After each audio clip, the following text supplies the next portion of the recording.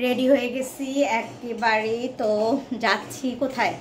ডাক্তারের কাছে যাচ্ছি। আসলে কিছু রিপোর্ট তো সেদিন করেছি, ডাক্তার ওষুধ দিচ্ছে, অ্যান্টিবায়োটিক চলতেছে, কিছু টেস্ট আমার আসলে ছিল, যেটা আমার আজকের রিপোর্টগুলো নিয়ে ডাক্তারের কাছে যাচ্ছি। রিপোর্ট আমি দেখেছি, রিপোর্টে কি এসেছে সেটা তো অবশ্যই জানাবো আপনাদেরকে। তবে ডাক্তার কি বলে শুনে আসি, আর আমার জন্য দোয়া করবেন। তো চলেন যাই। আপাতত আজকে আপনাদের সাথে দেখাবো আমি কোন ডাক্তার দেখাচ্ছি, এবং যেতে যেতে না হয় বলবো কোথায় দেখাচ্ছি না দেখাচ্ছি, এবং ডাক্তারের চেম্বারটা পারলে একটু ঘুরে দেখাবো। ডাক্তারের চেম্বারের ভিতরে ঢোকার তো সম্ভব না, কারণ অনেক ভিড় থাকে সেখানে। যতটুকু পারবো একটু একটু ফুটেজ আমি চেষ্টা করবো, তারপরে আমি বলে দিব এই ডাক্তারটা কোথাকার ডাক্তার, কি ডাক্তার না ডাক্তার সব কিছু। তো আপাতত তো যেতে হবে, তো চলুন যাই। তো এই তো এখন আমরা একটা উবার সিএনজি ডেকে নিলাম। আসলে উবারের জন্য অনেকক্ষণ ওয়েট করার পর ওরা বারবার ক্যান্সেল করে দিচ্ছে, তারপর হচ্ছে সিএনজি নিয়ে নিলাম।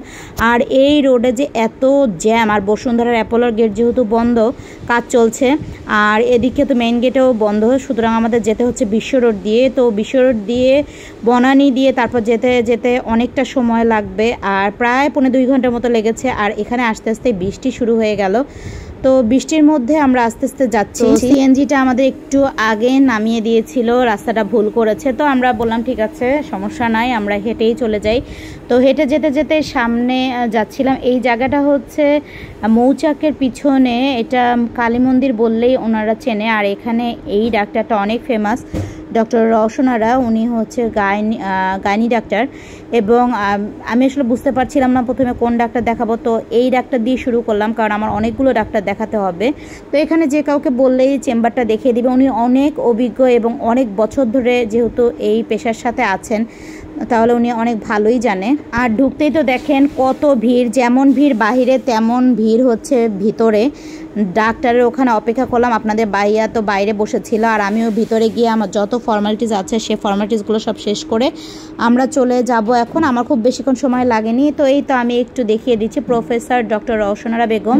উনি অনেক অভিজ্ঞ এবং অনেক ভালো আমি ডাক্তার বলতে পারি। আপনারা চাইলে যাদের গাইনি প্রবলেম আছে তারা কিন্তু দেখে নিতে পারেন। তো বের হব, আর এই মুহূর্তে বৃষ্টি শুরু হয়ে গেল, আর বৃষ্টির জন্য তো বের হতে পারছি না। তারপর একটু বৃষ্টিটা কমার পরে দুজনে হাঁটি হাঁটি করে সামনের দিকে এগিয়ে গেলাম। আর এখানে তো একেবারে কোনো কিছু, মানে রাস্তাটা এত চিপা যে কোনো কিছুই ঢোকে না। তো আমরা দুজন হেঁটে গিয়ে সামন থেকে ভাবলাম যে উবার হোক সিএনজি হোক যেটাই পাবো সেখানে যাব।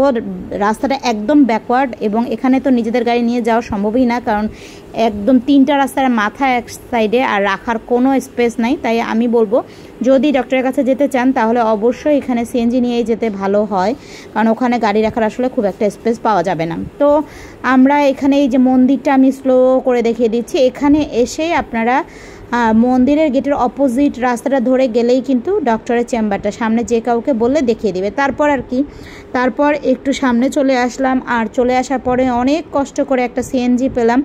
মানে এর আগে আমরা আবার একটু রিক্সাও নিয়েছি, আর রিক্সাটা হাতিঝিল পর্যন্ত এসেছি। ওখানে আমি কিছু কেনাকাটা করেছি বাচ্চাদের জন্য, খাবার দাবার কিছু। আর এরপরে সিএনজি পেয়ে আমি আর আপনাদের ভাইয়া আমরা দুজনে সিএনজিতে কথা বলতেছিলাম। আর ডাক্তার কি বললো সেটা তো অবশ্যই বলবো। আর আপনাদের ভাইয়ের সাথে আমি মজাও করতেছিলাম, যে মানে সে চাচ্ছিল না ভিডিওতে আসতে, মানে থাকো অসুবিধা কি, তুমি যেমন তেমনই আমার কাছে সুন্দর। তো যাই হোক, আমরা এইরকমই গল্প দুষ্টামি করে করে বাসায় চলে আসলাম। আর কি কি আনলাম না আনলাম বাসার আসার সাথে সাথে বাচ্চারা তো ধরে, তো আপনাদের সাথে পরের ভিডিওতে শেয়ার করবো সেদিন আসলে কি কি এনেছিলাম। কেমন?